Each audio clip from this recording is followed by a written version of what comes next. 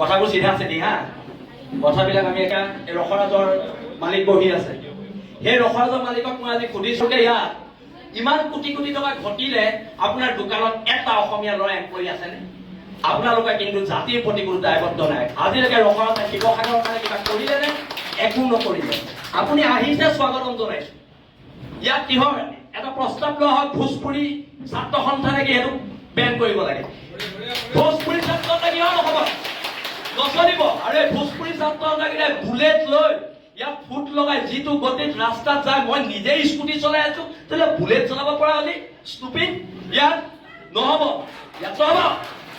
আৰু chambers of commerce ভংগ কৰি দিয়া হ'ব ইয়াত খিলঞ্জীয়া মানুহ চেম্বাৰ্ছ অফ কমাৰ্চৰ সভাপতি সম্পাদক হ'ব কৰ ৰাজস্থানৰ মানুহ ইয়াত আহি চেম্বাৰ্ছ অফ কমাৰ্চৰ সভাপতি সম্পাদক হ'ব এইবোৰ নচলিব গুণ্ডামি নচলিব আৰু শুনক মই একদম চিধা চিধি কৈ দিছো মোক না মই ইলেকশ্যন খেলিম না মোক মাৰোৱাৰী মানুহৰ ভোট লাগে না মোক বিহাৰী মানুহৰ ভোট লাগে না মোক বঙালী মানুহৰ ভোট লাগে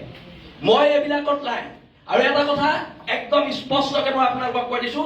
এইবাৰ যদি আমাৰ মানুহ পিতে খুব পিতা হ'ব এইবোৰ নচলিব সদায় ভদ্ৰ অসমীয়া জাতি ভদ্ৰতাৰ সুযোগ লৈ আমাক চৰ মাৰিব গুৰ মাৰিব হা আমি কি ঢোল আৰু ৰঙালী বিহু আমি যেতিয়াই তেতিয়াই পাতি দিব পাৰো খালি ঢোলটো যাতে আপোনালোকৰ পিঠি নহয় সেইটো কথালে মন কৰিব একদম কৈ দিছো দেশৰ মানুহে গঢ়িত পিটি ল'ব জানে হেংদাং বৰটোপ ঢাল তৰোৱাল আমি 600 বছৰীয়া গৌৰৱ উজ্জ্বল আহোম ৰাজত্বৰ মানুহ হয় আমাৰ যুদ্ধ কৰিবলৈ শিকাই যোৱা আহোম স্বৰ্গদেউসকলৰ আদৰ্শত বিশ্বাসী আমি মানুহ হয় অসমীয়া মানুহ ভদ্ৰ অসমীয়া মানুহ সৰল হয় কাৰণেতো আহি ইয়াত ৰসৰাজ খুলি বেপাৰ কৰি থাকিব পাৰিছা সৰল হয় কাৰণেতো অপচৰা খুলি বেপাৰ কৰি থাকিব পাৰিছা আমি সৰল হয় কাৰণে তোমালোকে বেপাৰ কৰি কোটি কোটি টকাৰ মালিক হ'ব পাৰিছা কিন্তু যদি খং উঠে মগজটো ঘূৰে ৰাজস্থানো নেপাবি বিহাৰো নেপাবি এচা পিটন দিয়া হ'ব একদম আজি কৈ দিয়া আৰু যিকেইজন নাহিলে যিকেইজন ব্যৱসায়ী নাহিলে সিদ্ধান্ত লোৱা হওক কাইলৈ বাহিৰৰ দোকান বন্ধ বসন্ত গগৈ ডাঙৰীয়া মই আপোনাক অনুৰোধ জনাইছো আপোনালোকে মোৰ বসন্ত গগৈৰ মাজত কেতিয়াবা কাজিয়া হয় কিন্তু কাইলৈ বসন্ত গগৈ কোনোবা অনা অসমীয়া মানুহে হাত দিলে শৃংখল চলিয়া ঘৰত সোমাই বহি নাথাকে আৰু দাদা আপুনি ৰাজহুৱা কৰক কালি কোন 3জন বদন আপোনাৰ ঘৰলৈ গৈছিলে আপুনি ৰাজহুৱা কৰক 3জন বদন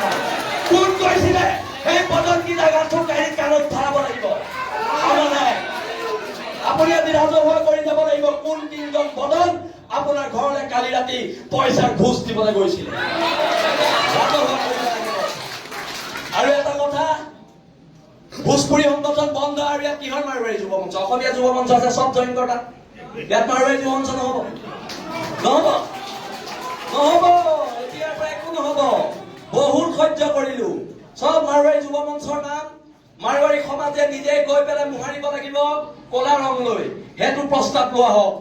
ভোজপুৰী ছাত্ৰ সন্থাৰ নাম কলা ৰং লৈ ভোজপুৰী ছাত্ৰ সন্থাই য'ত লিখা আছে চব মোহাৰিব লাগিব সেইটো প্ৰস্তাৱ লওক একদম হয় নে ৰাইজ আমি ইয়াৰ ভূমিপুত্ৰ মানুহ তহঁতৰ চৰবোৰ খাবলৈ আমি ইয়াত জীয়াই থকা নাই চৰবোৰ খাবলৈ জীয়াই থকা নাই আৰু আমাৰ চৰকেইটা বেংগলী ফেডাৰেশ্যন বন্ধ কৰা হওক এইবোৰ অসমত নচলিব উজনি অসমলৈ নচলিব দিয়া নহ'ব এইখিনিকে কলো মই কথাবোৰ ক'লে বিতৰ্ক হয় মই কথাবোৰ ক'লে মোক গুণ্ডা বুলি কয় কিন্তু যদি মই আকৌ কৈছো যদি আমি গুণ্ডা হয় মোৰ নিচিনা গুণ্ডাৰ সমাজত প্ৰয়োজন আছে কৰিব লাগিব গুণ্ডামি দেশ আৰু জাতিৰ স্বাৰ্থ অসম নামৰ মাজনীৰ স্বাৰ্থ ইহঁতে চল পায় আমি কিবা এটা কৰিলে আমাক পুলিচে জেলত ভৰাই দিয়ে মাৰোৱাৰীখিনিয়ে চল পায় আমি কিবা এটা কৰিলে জেলত ভৰাই দিয়ে সেই মাৰোৱাৰী সমাজক কৈছো জেলৰ ভিতৰৰ আটাইতকৈ ডাঙৰ গুণ্ডাটো ময়ে হ'ব এইটো কথা মনত ৰাখিবি মই জেললৈ ভয় নকৰো জেল মোৰ দ্বিতীয় ঘৰ এইবোৰ কথা কৈ লাভ নাই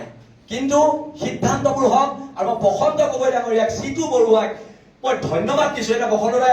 এই অনা অসমীয়া শ্ৰেণীটোৱে ভাবে আমি দল সংগঠনবোৰৰ মাজত মিলা প্ৰীতি নাই আমাৰ দল সংগঠনবোৰৰ মাজত মতভেদ থাকিব পাৰে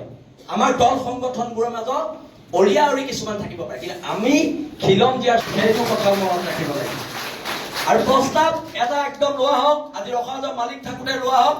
অহা 7 দিনৰ ভিতৰত ৰখাজত 20টা খিলঞ্জীয়া ল'ৰা দিব লাগিব, নহ'লে ৰখৰাজ বন্ধ কৰি দিয়া হ'ব ৰখৰাজ। এতিয়াৰ পৰা নচলিব। আৰু বসন্ত দাই আহোঁতে কালি আমাৰ ল'ৰাখিনিয়ে যিদৰে দোকানে দোকানে সোমাই চিঠি দিয়াৰ পিছত মাত্ৰ মুষ্টিমেয় 7-8জন মানুহ আহিছে, মানে কি আমাক অপমান কৰা হৈছে?